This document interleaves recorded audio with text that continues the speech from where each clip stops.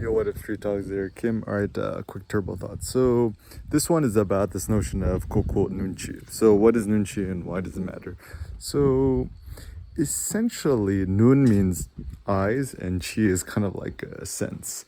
And ever since I was young, I was always kind of criticized or critiqued by saying, 눈치업서, which is like, opso means you don't have it.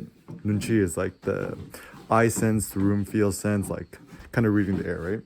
And so actually, on the contrary, I packed the Macmillan. On the contrary, it's actually not that I lack nunchi. It's more like I actually think I have extremely good nunchi, but I just decide to ignore it because I don't like being socially constrained. And I think actually one of the biggest benefits of studying sociology and stuff like that was actually there's kind of this extreme joy of ignoring nunchi or social norms. And if anything, street photography, everything in between, it's all about blatantly disregarding social norms.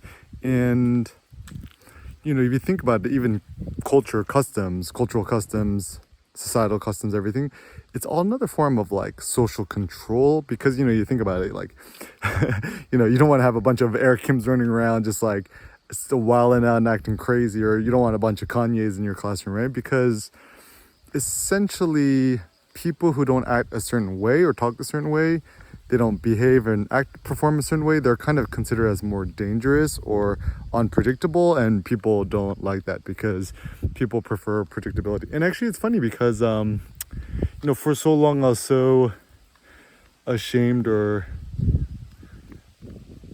self-conscious about my Korean, I don't speak Korean properly, whatever. But I'm starting to even realize in English, right? And I'm like, a master at English, right?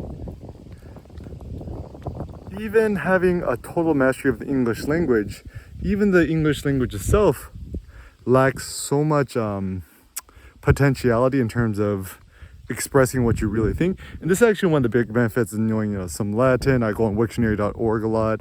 Also knowing Korean and Vietnamese now in different languages, that there are certain phrases which are not plausible or possible to say in a single language, and having more languages will essentially augment your modes of expression to be a little bit more precise, because I think it's actually precision which I'm looking for. It's like there are certain ideas that I have that just don't render well into words.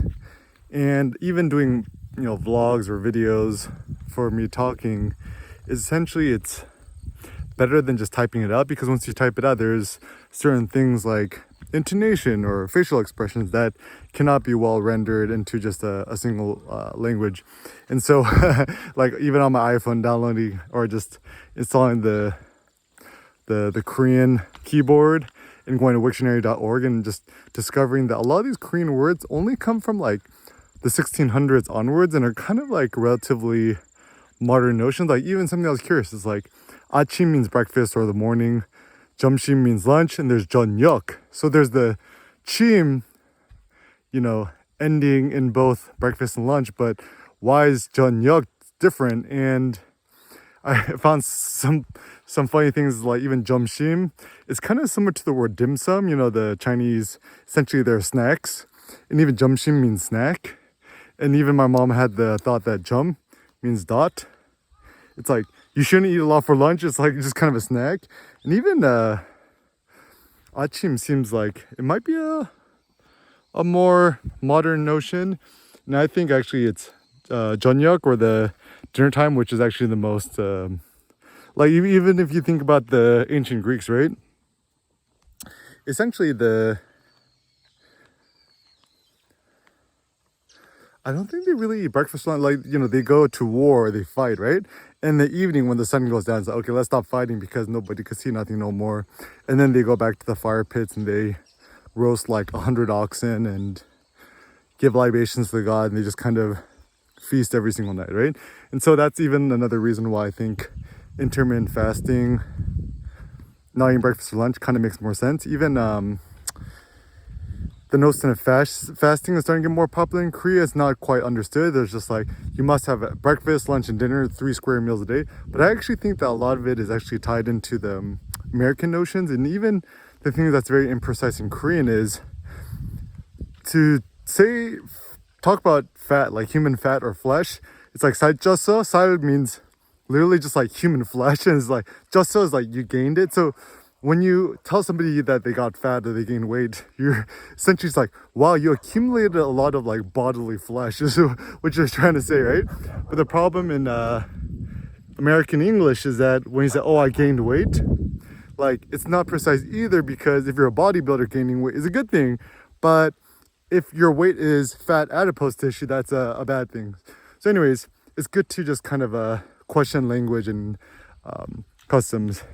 And so a basic thought I have is, if you're ESL, English second language, or you speak a different, your cultural language, whether it be Korean, whatever, you know, not so well or poorly, whatever, don't really care so much, like even, you know, poetry, Jay-Z and stuff like that, right? Like the best rap lyrics are the ones that do not follow some sort of convention, right? Like, and that's what makes it so great. Like,